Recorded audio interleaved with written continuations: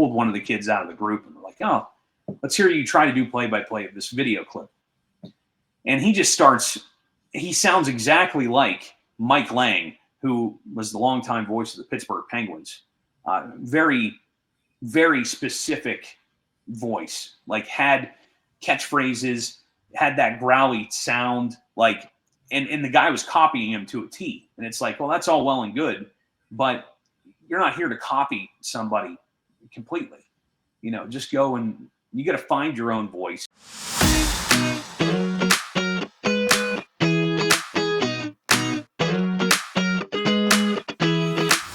Welcome into another edition of Cousins Conversations, another great week, another conversation. And I have the man of many hats in the Pittsburgh sports scene, Jared Barton here. And Jared, how are we doing today? Great, Nick. Great to be with you and good to hear from you and see you. It's been a few years since we were able to see each other in person, but always good to hear from you throughout the years and keep in contact for sure. Yeah, I was thinking about this. It's been like 13 years since the internship. I mean, we're getting old, man. Yeah, isn't that true? Don't remind me. It might have been a little bit less than that, right? Yeah. I graduated high school in it would have been 2013, so that was 12 years ago.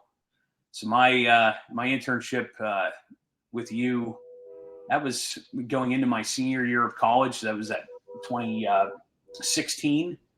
So yeah, it's been 9 years. Yeah, it's been. It's almost a decade. Crazy. Yeah. But we'll get to that. But first, the big news this week coming up for a lot of the Bears fans who watch this podcast. The Steelers matchup is coming up, and I know you're plugged into the Steelers scene there, and people are a little worried with Aaron Rodgers this week. Yeah, he left the game right around halftime against the Cincinnati Bengals yesterday or Sunday, whatever day you want to say, and he has some sort of wrist hand injury from what we can surmise. Of course, he wasn't available after the game, and Coach Tomlin didn't exactly have much to say, as he normally doesn't, about any topic, let alone an injury or just in general. So we're kind of waiting for the information, but from what the insiders like Adam Schefter have surmised, it sounds like they're a little concerned that there's going to be a slight break in his wrist, which could potentially sideline him. I would assume this week, if that's going to be the case. I don't think that he's going to get that reunion tour matchup with the Chicago Bears like he was hoping for at the beginning of the season. But he tried apparently to return to the game out of halftime, and the team shut it down. So take that, what you will. I would assume that he's not going to be available this week if he's dealing with some sort of break. Yeah, this is a man who has claimed as himself as owner of the Bears for what he did when he was on the Packers. A lot of heartbreaking losses that Bears fans don't want to relive when he was the Packers quarterback. But so Mason Rudolph steps in, as he has a lot for the Steelers in the past. Familiar name for a lot of people out there too who've watched Steelers games in the past. What can we expect from him in this matchup if he's going up against that Bears defense who leads the NFL in takeaways? Yeah, I mean, he looked okay against Cincinnati Bengals defense on Sunday that obviously is one of the worst in the league. So the fact that, you're playing okay against that defense doesn't really tell you much. Obviously it's going to be a bigger and more competitive matchup, offense to defense on Sunday. But Mason has been pretty much the definition of, straight down the middle since he's been with the Steelers. Obviously, leaving for Tennessee last year, just trying to get his footing in as a starting quarterback somewhere. I don't think that really affected much in terms of, obviously it didn't affect his relationship with the people here because he was pretty quick to sign back when the Titans were pretty much telling him that he's not going to be the guy in Tennessee anymore or moving forward. So he comes back, and I think he's okay with his role. Obviously, he was okay with the role for a long time before he tried to go and become a starter with the Titans. So you're going to see game management out of him. Most likely you're not going to see a lot of deep passes downfield. He can throw. We saw it. When Rudolph saved Christmas a couple of seasons back, or whatever you want to call it, when he comes in and is bombing Christmas Eve touchdown passes to George Pickens against the Cincinnati Bengals again to pretty much save their season and get them into the playoffs. So you could potentially see a deep threat from him, but the problem is Steelers offense doesn't exactly provide a lot of opportunities to have deep threats wide open. DK Metcalf obviously coming over and being an NFC guy yourself, you're very familiar with his capabilities. Problem is he's not getting open that much, and that may not be his problem. He's double covered in a lot of situations, but it's been a struggle for him to get open downfield. It's been a struggle for the entire team to get open downfield, and because of that, they're really limited to short out routes, short dump passes, screen passes to the flat. Usually it's utilizing the running backs. The running backs have become a huge part of their offensive game plan through the air. And then, of course, the Arthur Smith complementary of 4 tight ends. So you're going to see that as well, which I know you could appreciate some big man football being from the Chicago area, but sometimes it gets a little old when it's, you're getting a pass to your sixth lineman who is reporting eligible and he's catching a pass out in the flat before some of your receivers on the team. That can get annoying, but it happens sometimes. And, who knows if the Chicago defense is up to the task. The offense for the Steelers, not exactly great. And, they could struggle given the circumstances because Aaron, even with the last couple of weeks not looking, amazing, he didn't look good in LA. I would probably chalk that up to him. Probably something to do with, how old he is at that point. He didn't look great in that game. He didn't exactly thrill anybody before he got injured against Cincinnati. So who knows? The Steelers' offense is kind of up in the air right now, and I would think Chicago could potentially take advantage of that. You can never have as many tight ends, let's put 5, 6 out there. But one Steelers player I have seen just, going through Instagram, Twitter, who's really emerged this season is Jaylen Warren. Oh, yeah. What have you seen from him and how, he can maybe be that X factor for the Steelers in this matchup? Yeah. Jalen's not a surprise to anybody here. I think we knew how hard he works and how, explosive he can be off the line of scrimmage. He was kind of shadowed by Najee Harris before he left, but Jaylen is a capable number 1 running back. The big thing about him is just a downhill runner. I mean, just explosive. And it's, when he gets open and breaks things free, he's pretty hard to stop too. The stature, he's only probably 5'8" or 5'9", and almost like a bowling ball. You know how that is, battering through the offensive line.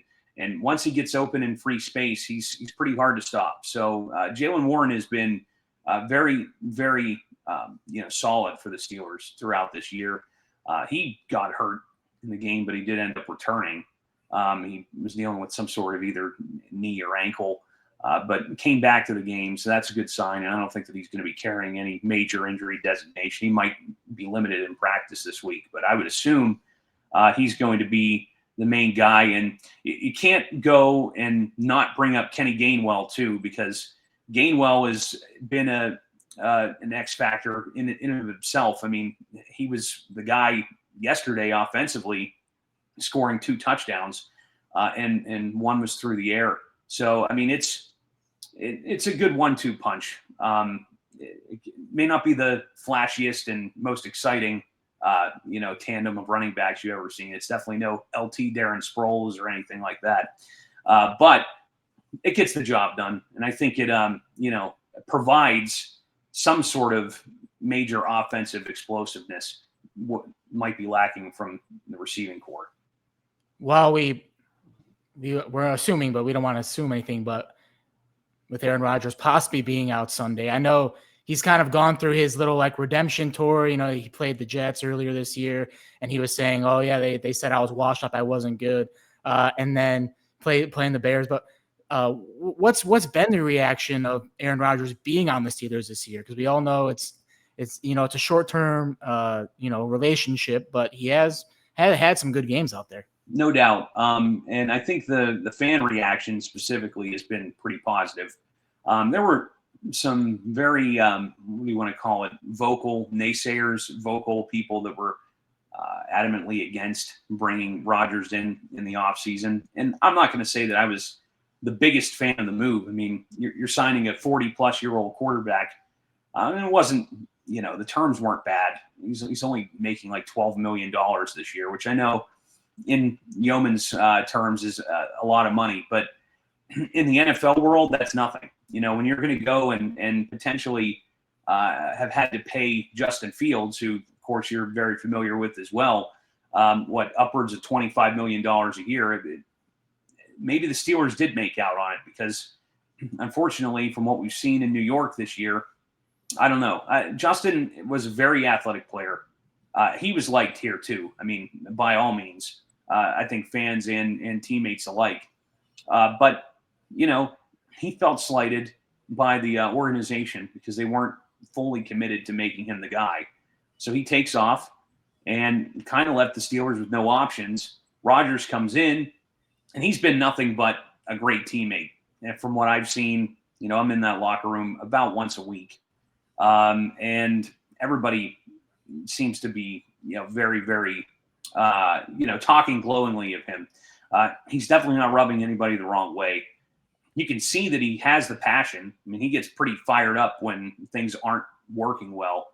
You see his reaction, coming off the field whenever the Steelers are stuck punting or whatever else. So he cares. You can tell he cares. You can tell that before, the losing skid started here for the team, that he was having some fun, which is probably what he wanted to do, in the long run. I would think that the relationship with him and the team is pretty solid. Especially with ownership and Mike Tomlin. I mean, Tomlin was a huge proponent of why he's here. And I think, remember the rumors from, what was that, probably 2021, right around there, where Rodgers is like giving him the wink and pointing to Tomlin on the sideline when he's playing. And so obviously they had a connection well before, he showed up here. But at that time, before he went to the Jets, money was going to be a problem. The Steelers weren't going to be able to go and show out the millions of dollars that the Jets went and just tossed to him. But comes in at a decent rate. He's not breaking the Steelers back in terms of the salary cap. And because of that, doing everything right, fitting in well with the team, it was a good fit. Problem is they're not winning now. So does that change things? Who knows? Because if you would have asked me this question probably about a month ago, I would have said that he was almost a lock to return next year too. But now, who knows? It's really going to probably teeter on what happens in the next month or so. Because if the Steelers falter like they did with Russ Wilson last year, towards the spiraling downward towards the playoffs, and potentially, especially if they don't get into the playoffs, but if they happen to sneak in again, and they're not looking great, I would assume that there would be some question marks as to whether or not he returns. But if you would have asked me that question a month ago, I would have said he would have been back guaranteed, just by the way that he's fit in. Yeah. What is it about Mike Tomlin, though? I mean, I know that people are upset that it's not sometimes they don't make the playoffs, but to not have losing seasons, what is it about his consistency? Because even as a Bears fan, I would take not having losing season and not make the playoffs. Yeah. What has it been about Tomlin that he just finds a way to not have a losing record every year? Yeah, I mean, some of it might have been some luck. That's just how it goes in this game. But I will say this, and you're familiar with it with Chicago and the way that the Bears have operated in the better part of the last 2 decades. When you have somebody who is a lock to be the coach the next year, every year moving forward, it's much easier to go and probably sustain yourself. But if you're worried about being on a hot seat, you're worried about, potentially getting canned just a couple of years in, or, I'm not saying that, Chicago's just gone and ripped through coaches like Carolina Panthers or New York Jets. But like, you gotta, when you have somebody who has been a pillar and is going to guaranteed be there next year, I think you're able to go and squeak out and get the troops rallied, if you will, to ensure that you're going to at least finish with, a right around 500 record. And it's just luck, honestly, that he hasn't had a losing season per se, because the one year, I think it was the first year that they went to an 18-week schedule, he was stuck with a tie, right? So he was 8-1, and everybody's like, "Oh, it's coming now. There might be a losing season now that there's an 18th week," and then he still ends up getting an 8-1.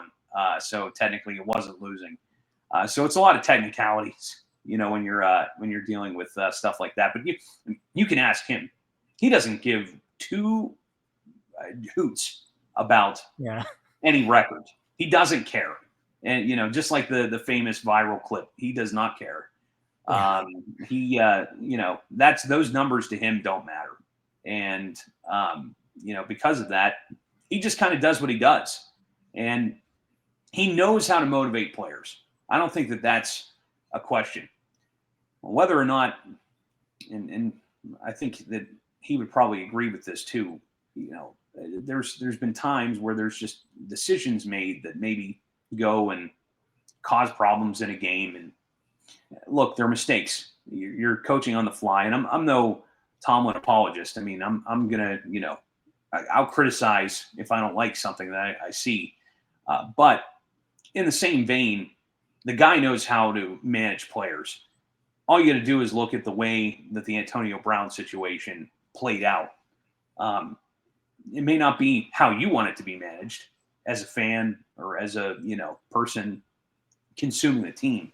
But the fact that he was able to deal with some of the people that he's dealt with over the years, and still come out with pretty positive results is pretty amazing. I mean, he's no doubt, I don't think it's any question, he's one of the best active coaches.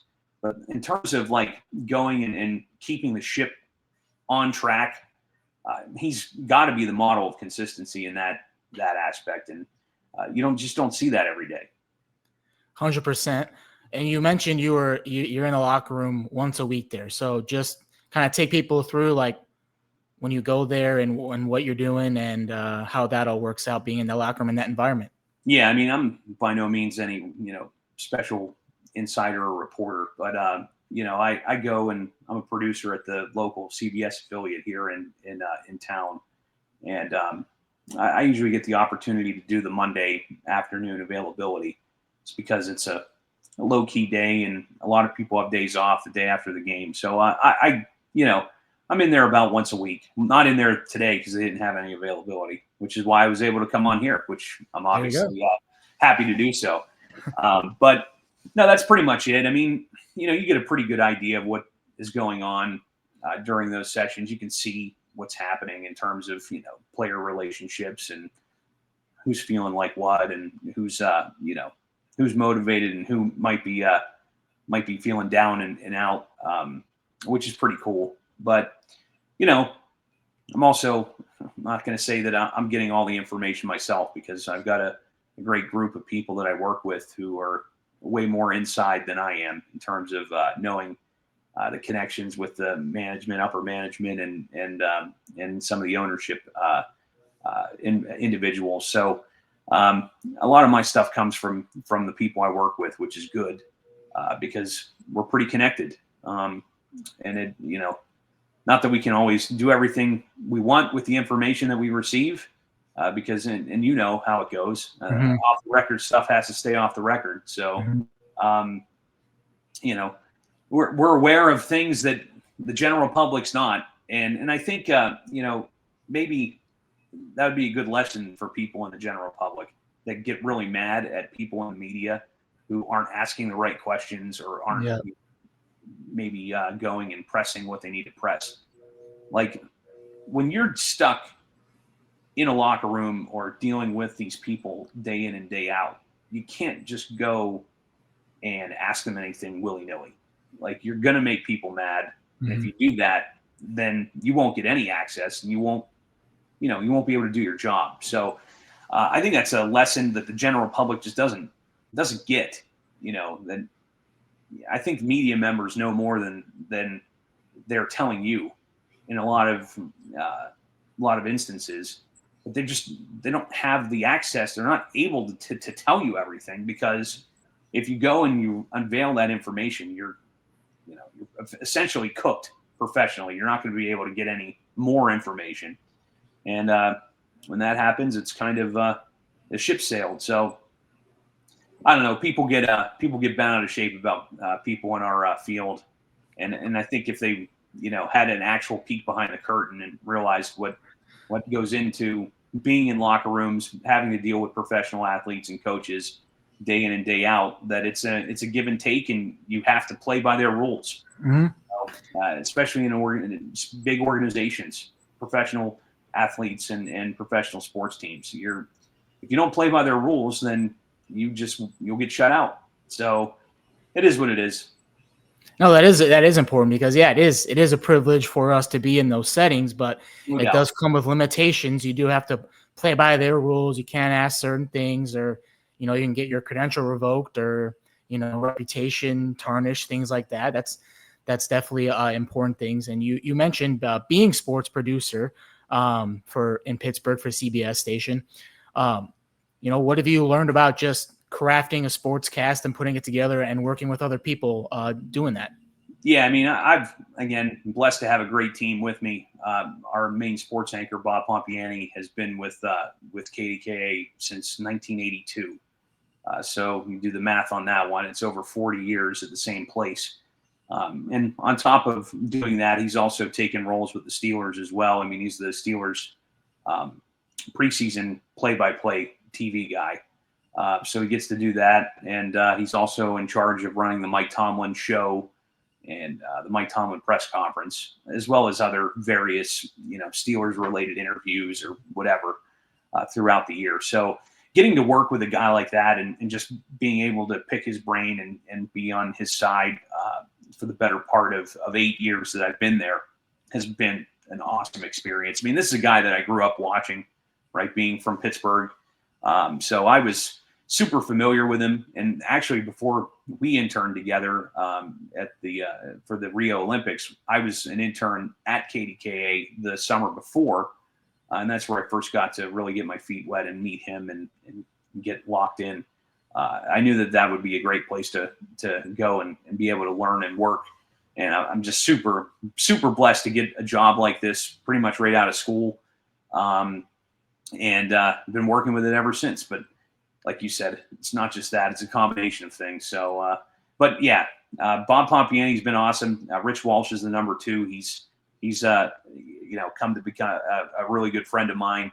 And he's the guy that's on the Steelers beat every day, who has those insider info and has the insider information that we were able to go and piece things together with. So he does a great job, boots on the ground, covering the Steelers week in and week out. And Cassie Wood is our newest addition. She came from West Virginia and has come up and turned into our number 3 sports reporter and anchor. And she's doing her thing as well, which is it's been good. I've had a lot of fun, learning and really putting stuff together. My job is not hard. I'll say that. I don't have the hard job. I just go and make sure that things move smoothly. That's pretty much it. And there's some stress in that. I'm not saying that every day is a walk in the park, but and there's responsibilities. But I go into work and I have fun every day. There's not many days where I'm pretty irritated or anything like that with my employment. So I have a great time. Great crew, and they've made me better as a professional moving forward as well. I got to give them a lot of credit for, what I've been able to put together and work through in this, better part of a decade. So definitely have enjoyed the ride, to say the least. 8 years in that role. Yeah. If you were to like look back at young Jared, who first started out there to now Jared, what have you realized that you said you've grown the most? So where do you think that you've really improved and grown the most in that role? Oh, well, I mean, look, obviously coming out of school, just like you, we all had the on-air aspirations, and that's important. I'm not saying that it's definitely something that I regret completely staying away from. I mean, I had my opportunities. I had interviews. I turned some jobs down that just weren't good fits. But ultimately, I don't know if I would change anything that I, have done. Being that I'm still around my family, family's been important for me. My brother, not to turn this into some sort of sob story, but my brother was diagnosed with cancer in the later stages of 2019. And if, I always think about it, if I would have taken the job offers that I had, I wouldn't have been there to be with him and my parents to try to, get him through his rough time. But he's since recovered. I mean, this is by no means any sort of sob story. But the fact that I was able to be there for him and still grow as a professional in my role has been awesome. So I'm definitely not. Looking back on it, I don't think I'd do anything differently. I'm involved with a lot of great people. I'm involved with a lot of great organizations, more than just my main, full-time gig, which I'm sure we'll get into. But it's been a ride. Every day's an experience. And, if you would have told me coming out of school that I'd be pretty much, having a great time all day, every day, I'd be A-okay with that. So I'm definitely not looking or feeling bad or looking back on things and wondering what could have been. It's all part of your journey. It's whatever is the right fit for you. You kind of realize that over time. If you didn't already realize it, like you kind of did early on, it's all about, what works for you, and it ended up working for you, working in your hometown, right out of college, like you said. Yeah. So, but you do, like you said, you do get a lot of other opportunities as well. You do some play-by-play, do some great work there. You're repping one of the places you work for, PAC Network, and you do some different colleges, do some high school stuff. So just, take us into what brought you into wanting to do play-by-play and developing that over time. Yeah, sure. I mean, play-by-play obviously was probably one of the biggest goals that I had in college. I mean, that's what we were working for at Syracuse University, just like you at Kansas. I mean, I'm sure there were plenty of people that were, aspiring to become the next Kevin Harlan or whoever you'd like to, insert name here. So obviously play-by-play was a major aspiration of mine. But, landing those jobs are not easy. They're few and far between. And sometimes you have to go and really, really struggle financially in those roles before you step into something that's going to actually pay you well and treat you like you should be treated. Because as you know, this field's not exactly, they're not always looking out for your well-being. They're just kind of looking to use you at times. So you have to balance reality. Yep. The unfortunate reality. You have to balance that, and you have to go and make sure that you're okay. Right. And that's, I think, one of the reasons why I didn't leave this area, because I cared about, I was passionate about the Pittsburgh area, Pittsburgh sports. But on top of starting, because I was only part-time at the television station when I started. So when I started there part-time, I also started at a radio station, WJPA, which was local station near where I grew up.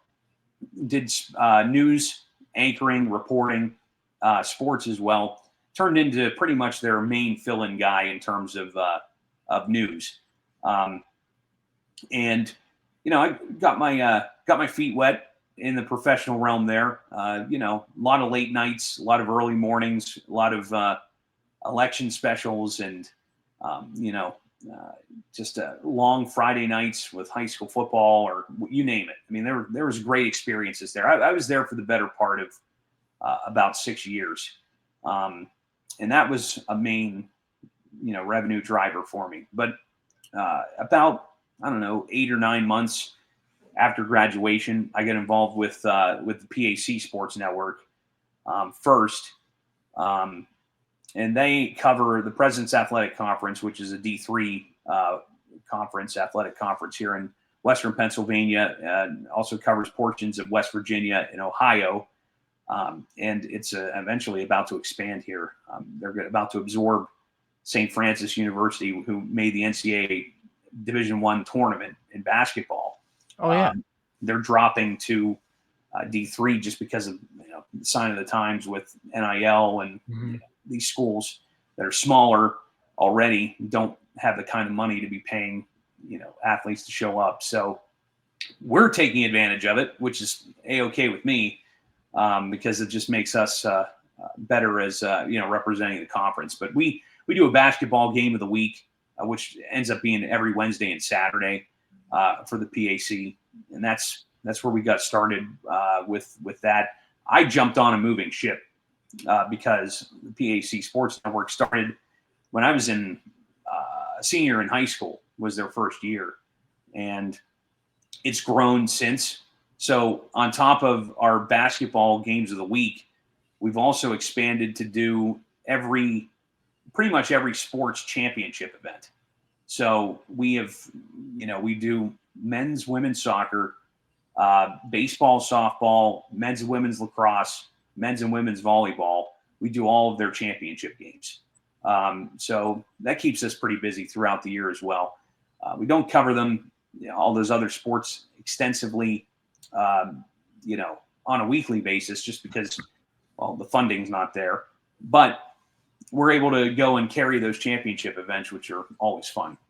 So on top of that, we have contracts through the PAC Sports Network. It's its own entity. We're affiliated with the conference, but we're not owned by the conference. So we work in lockstep with the President's Athletic Conference, but we are able to go off and do our own work as well.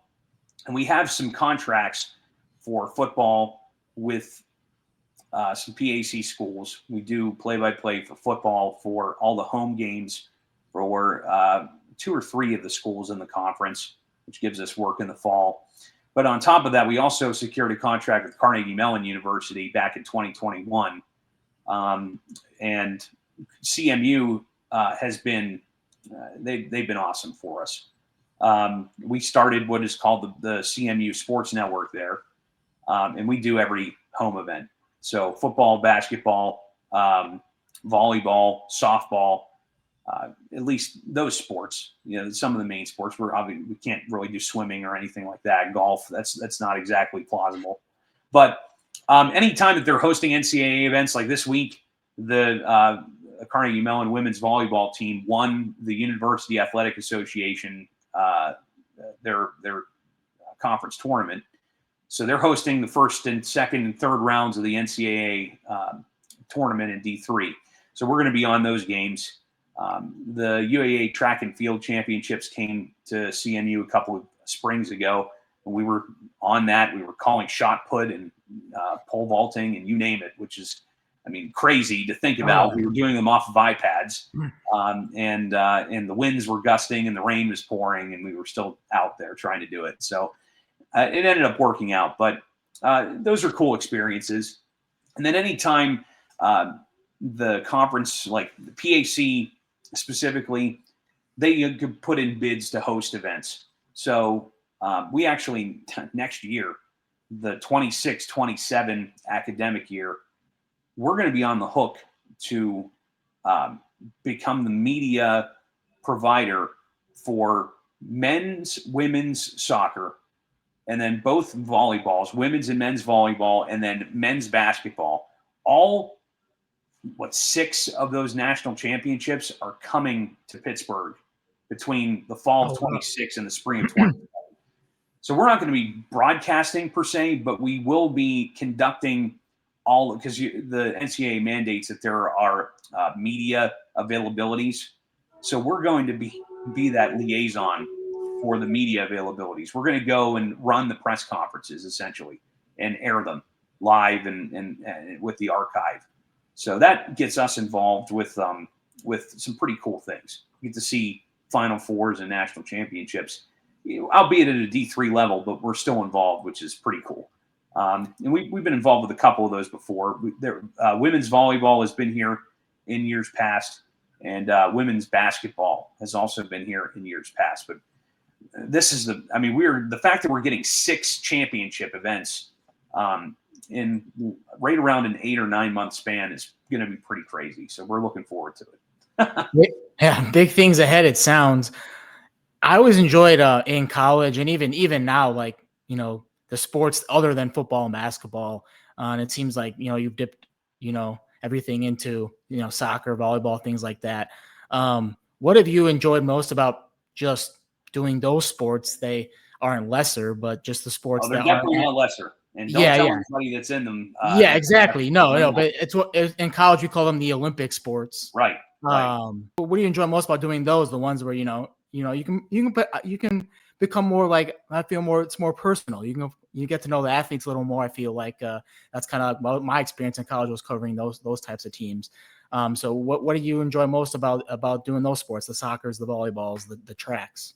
Well, I'll say I probably got an appreciation for some of those Olympic sports by working the Olympic internship that we did. Yep. Not that we were in contact with any athletes or anything like that, but we were covering, those types of events, which was pretty cool to be a part of during the Rio Olympics in 2016. But those sports are a lot of fun, especially when you're seeing highly competitive, the best of the best in the D3 level come to town. I mean, the Carnegie Mellon women's and men's soccer play in a very, very competitive. And I'm sure you're familiar with some of the schools. Obviously, Mm-hmm. University of Chicago being one of them, Mm-hmm. but Wash U out in Missouri is another one that they have year in and year out are almost perennially involved in the NCAA tournament for soccer. When you're seeing highly competitive Olympic sports, it's just as thrilling as doing, football, basketball, baseball, the mainstream, if you will. It's a lot of fun.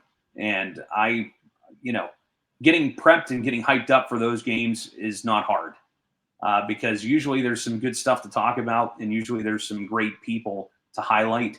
And when you see them go and perform and, become a champion in some form or fashion, and the fact that you're a part of, being at that event and a part of the history that's being made for these players and these teams, it's pretty cool. And, not everybody may think that, but, the way that the college landscape has gone and shifted just because of, NIL and paying for players and whatever else. I mean, this D3 level is one of the purest forms still of collegiate competition. And because of that, I think, it almost makes it more exciting. I'm not saying that I don't enjoy March Madness, right? I still love watching, college basketball at the D1 level and the bowl season for football. I mean, I'm not going to go and say I stay away from that stuff, never watch it. No. But in terms of like people, you could tell they care. The passion, the care, it's there. And it's a lot of fun to be involved with. I'll say that. It was on the PAC softball championship the entire week in the spring. And there was some competitive softball. Now, they didn't get more than one team in the NCAA tournament. They just took the one automatic qualifier from whoever was champion. But the fact that the tournament was so competitive, I mean, it's a lot of fun. It's fun to be involved and fun to be a part of, for sure. Those obviously are sports that, we get to the Olympics, track is the big thing. Oh, yeah. Volleyball is a big thing, but, you can't really find a lot of them on TV all the time. So how did you gain that knowledge base? For me, it was like I started watching it, found some ways to watch it. Well, how are you able to pick up that knowledge base? Well, I'll say this: the world we live in now, pretty much every school is on the hook for some sort of video stream of events, and usually you can go back and easily find those events.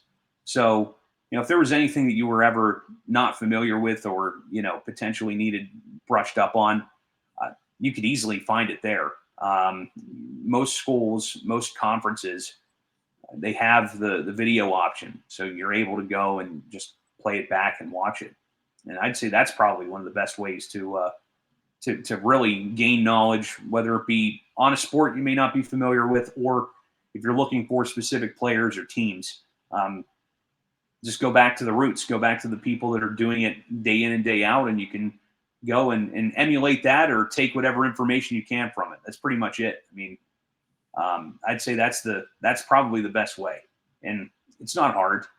Everybody has access to the internet, almost everybody. Mm-hmm.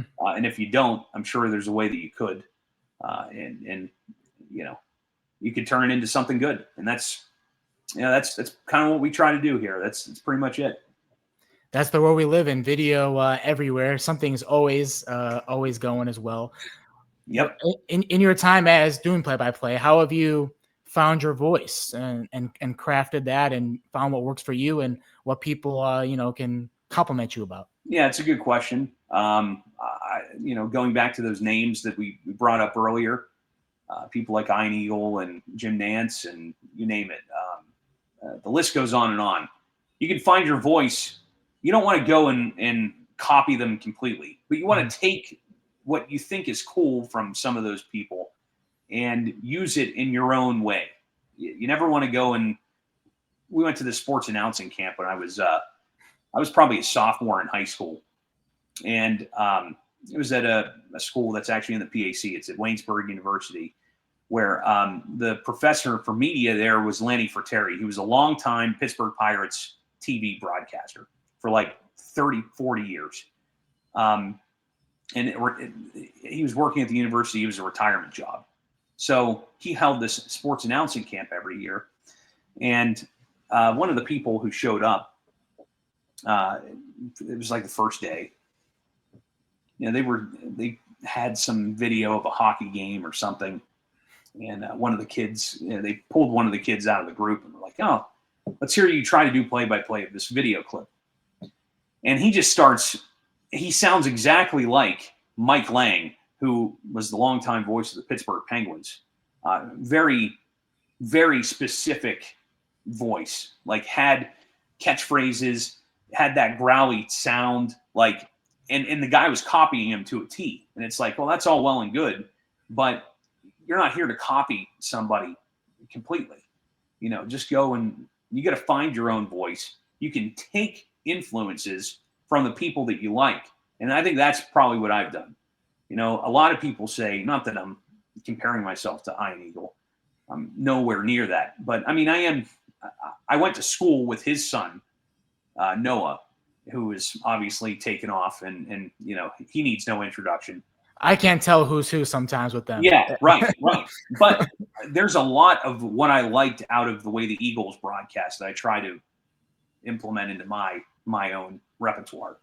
But no one's ever going to say that I sound like Ian Eagle, because I'm not trying to sound like Ian Eagle. I'm trying to sound like myself. So, it is what it is. You just have to, there's a good balance. There's a fine line. You take little things that you like, phrases, as long as you're not completely ripping them off and sounding like, you're copying them over the air, I think you'll be okay. And I think that's probably the best advice with that. What's a phrase that you like to use, or something people can recognize you and say, "Hey, that's Jared"? Yeah, I mean, I don't have catchphrases by any means. I find that a little hokey at times. Some people can get away with it. There are people in this business who have been doing it for a long time, and it became a part of their DNA. And I'm by no means, going to say that they should stop doing it. Like John Sterling with the Yankees, right? He had goofy lines one-liners that he'd always say. Mike Lang being another one with the Penguins, where he'd just come up with these just off the wall just slogans and whatever else. By all means, it works for some people. Not working for me. But, you can maybe take the tones, right? Take the pauses, not going and talking the entire time through what's happening, especially if it's TV. Sometimes silence is your best friend, especially in big moments. There's a lot of times where people will go and the moment is just oversaturated because the person's saying too much. Like, sometimes less is more in those situations. And those are things that you just kind of have to keep in mind. And it takes years to figure out. I'll say that. I feel way more comfortable now doing a broadcast than I ever have. And I'm still working on my craft, even 8+ years removed. It's a never ending work in progress. And I think that's one of the cool things about what we do. And it definitely it turns into making things very interesting when you try to continue to make it, perfect it and make it better week in and week out, game in and game out. Yeah, those were the things, when, I don't do a whole lot of play-by-play now, but in college I did a lot. And the whole thing was, you got to let the big moments breathe. You want to hear the crowd. You want to hear the reactions of the moments and things like that. You don't want to be talking over that. Those were some of the big things in the play-by-play elements that make a good broadcast. What do you, when you're watching other broadcasts, it's kind of interesting because like I get this way too. It's like you're kind of, you're picking out things. So when you're listening to play-by-play announcers or a broadcast or things, what are you looking for? What are you identifying? Phrasing, timing. Kevin Harlan is a great example. I know you're a big fan of his. Oh yeah. Nice guy. Nice guy. Yeah, exactly. But the guy knows exactly what to say in every moment. And maybe sometimes he gets a little wordy, but I think that's like his radio roots coming out of him, which is, a lot of people may not care for that, but I think he's fantastic. And he is. He's one of the greatest to ever do it. There's no doubt in my mind about that. But, just finding those little characteristics, that's the thing, and then finding what works for you. Because what works for everybody is not automatically going to work for you. And I think that's a big thing to keep in mind when you're especially trying to grow and put your own identity out there.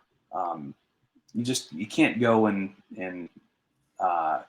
you're not going to be able to use everything that everybody does, but you can find what works for you and what makes you sound good and turn it into your own. What I like about Kevin Harlan is everything is like good. Like I'm talking like the ad reads coming out of commercial breaks. He's talking about Aflac, but he's like reading it like it's, he's doing the play-by-play of the game, or on radio too. I like listening to him actually more on radio because he's so like descriptive about things. Yep. Was it the Super Bowl where there was a streaker on the field and he's doing the play-by-play of the streaker on the field, or it was some big instances, or when he was calling multiple games because he was doing he was on TV. He was calling the whatever, I think it was an AFC West game, and it was right around the playoff time, and there was another game happening on the monitor in his booth, and he was describing what was going on during that game. Because there was some, I don't know if it was an injury timeout or what in his game. You got to have a personality, and you have to be conversational. And Kevin he's a professional, and he sounds like a professional all the time, but he's not afraid to have fun. And if you're not having fun, if you're too stiff, then it's not going to, it's not going to come across well to whoever's listening or watching. So he does a great job of keeping it professional, but also having a lot of fun. And I think that's one of the big things that makes Kevin just so good at what he does. Yeah, and I was able to go in the booth with him for a quarter during a Vikings-Eagles game a couple of years ago, and he's just like the nicest guy. Oh, yeah. And he's like, hey, let's take a picture. And, he gave me his contact info and all. He's just to have somebody at that level, just be a nice guy and want to give his time to somebody is awesome to think. And we kind of got that little bit of a taste of kind of how that level of things operate with our internship, which we mentioned a couple of times. We were both shot selectors during the Rio Olympics. And if I remember correctly, we both had a lot of table tennis. Oh yeah. And that's so we would talk about table tennis all the time. What were some of the other things, other sports that you did that you can remember thinking back? Fencing was one that I was on a bunch. I got my fair share of fencing, and let me tell you, I'm still not a fan of fencing, even after watching it as many times as I have. That's no offense to those people. They do a great job. It's not easy. Clearly, it's not easy, but it's just not my cup of tea. But yeah, fencing, and I was a part of, I think, some of the shooting events as well. It's a very obscure, stuff that you probably wouldn't be watching on your own, I think is the best way, unless you knew who it was or like had a country that you were trying to keep an eye on. But you're right, table tennis was a pretty big portion of it as well. So we were, and it's not ping pong, it's table tennis. Make sure that Yes. you don't mince words there. Table tennis, it is that is the official name, and those people go 110% the entire time. Yeah.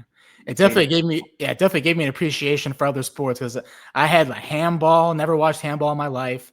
I did handball, sailing, didn't know much about sailing. Now I know. So like you get like we were talking about the knowledge of things, you had to, kind of do some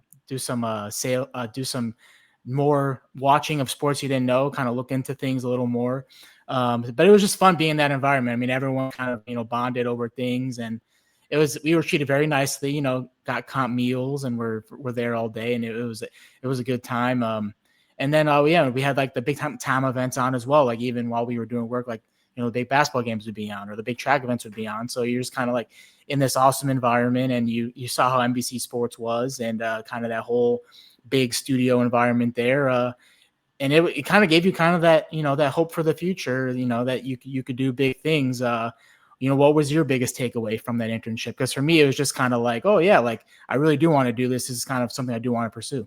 No, I think it definitely was a solidifying, event in terms of making sure that I wanted to stay in this field. Because again, I was heading into my senior year of college, and not that I had doubts. I don't think, I was kind of on a fast track of wanting to get into the media business, and at that point, because that'd been my life the last 3 years. But yeah, it for sure was a solidifying event to keep me motivated to keep working hard.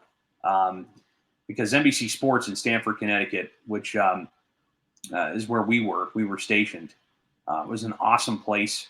If you ever get the opportunity to go and see what happens there, it's incredible for a sports fan, specifically somebody trying to get into sports media. So it was an awesome experience, and it definitely, like you said, solidified wanting to stay in this field and keep doing what we're doing. And there were great people there. Obviously, meeting you was awesome, and our group that we were hanging out with for the better part of a month. And yeah, you're right. The food was fantastic there. I'm not going to discount that at all. The cookies specifically, I remember, were really good, and there were a lot of them. They were all over the place. A lot of free food laying around, which was, I'm not going to say no to that. So it was good, though. At first, when I was first selected to go and be a part of it, I was kind of bummed that I wasn't, actually going to Rio. But looking back on it, I think we had more of a legitimate working experience doing what we did instead of being on site. And obviously being on site would have been cool. I'm not by any means saying that they didn't get an awesome experience, because I knew people that were able to go to Rio.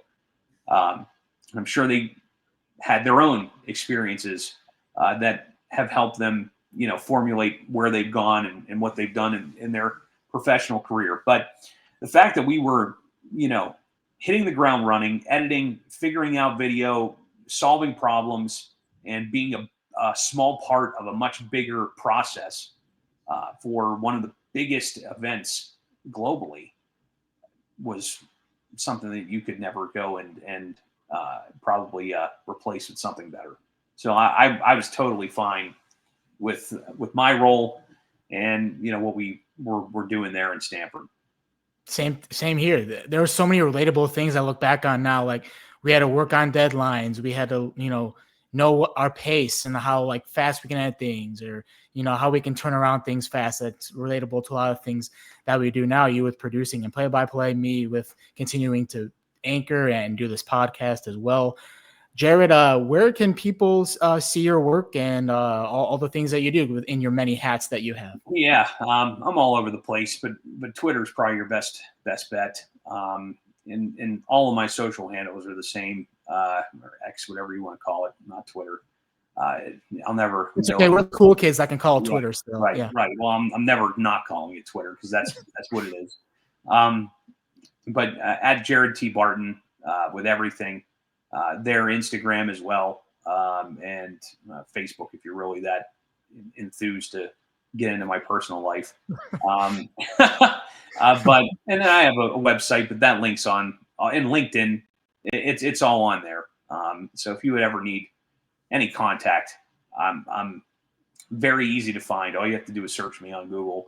I should pop up. I think I've done a good job of marketing myself, trying to at least. Hey, there we go. That's what. Hey, and I'm helping marketing you right here. So here we go. Oh yeah, and, of course. And I'll have to get my own plug. Make sure you like and subscribe this video as well. Make sure that you do that and follow Jared's work. And Jared, I appreciate you hanging out with me here on Cousins Conversations, man. Yeah, a lot of fun. I've seen you've had different people on, and I was wondering if I'd ever get the invite. I'm glad I did. So there you go. Hey, it worked for this week with the Steelers and Bears. So there we go. No, for sure. All right, man. Peace out. Yep. Thanks, Nick. If you enjoyed this conversation, don't forget to subscribe and drop a comment. Have a great week, everybody.